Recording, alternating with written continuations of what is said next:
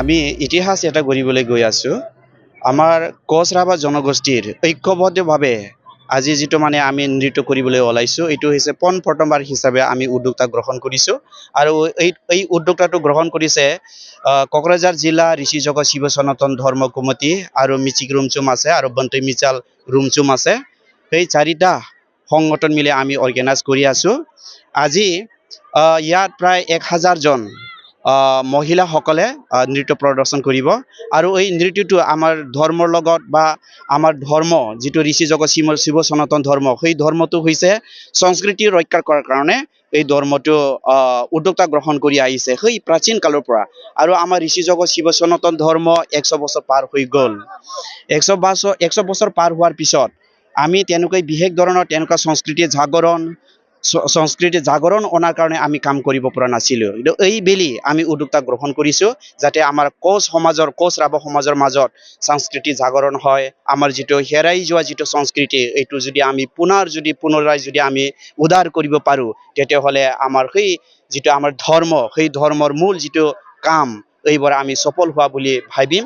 তাৰ কাৰণে আমি তেনেকুৱা ধৰণৰ সাংস্কৃতিক প্ৰদৰ্শন আৰু একেলগে ঐক্যবদ্ধ আমি যিটো মানে ধৰ্মৰ যিটো সংগীত আমি গালো, ধৰ্মৰ যিটো গীত, এইটো মানে প্ৰথমবাৰ হিচাপে আমি ঐক্যবদ্ধভাৱে প্ৰায় 1000 জন একেলগে গালো।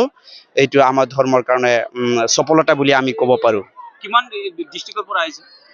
ইয়াত ৱেষ্ট বেংগলৰ পৰা আছে আৰু ইয়াত মোটামুটি কোকৰাঝাৰ জিলা বিশেষকৈ উদ্যোক্তা গ্ৰহণ কৰিছে। আৰু গোৱালপাৰাৰ কিছু অংশ আহিছে ইয়াত, বঙাইগাঁৱৰ কিছু অংশ গ্ৰহণ কৰিছে ইয়াত। এইখিনি 4-5টা ডিষ্ট্ৰিক্ট আৰু ৱেষ্ট বেংগল ইয়াত অংশগ্ৰহণ কৰা হৈছে। কাইলৈ অতিথিসকলক আমি নিমন্ত্ৰণ জনাইছোঁ। যিমান নিমন্ত্ৰণ আমি জনাইছোঁ অতিথিসকলক, তেখেতসকলে আমাৰ এই কাৰ্যসূচীত অংশগ্ৰহণ কৰি আমাৰ যিটো কাৰ্যসূচী, আমাৰ যিটো ধৰ্মৰ যিটো কাম, এইটো সফল কৰিবলৈ মই আহ্বান জনাইছোঁ অতিথিসকলক। দীৰ্ঘদিনৰ পৰা এটা প্ৰচেষ্টা আছিলে আমাৰ কোচ ৰাভাসকলৰ জনগোষ্ঠীৰ যিটো সংস্কৃতি, এই সংস্কৃতিৰ কাৰণে আমি এই আমাৰ যি ঋষি জগত শিৱ সনাতন ধৰ্ম আছে, আমাৰ স্বজাতিৰ স্বধৰ্ম হয়।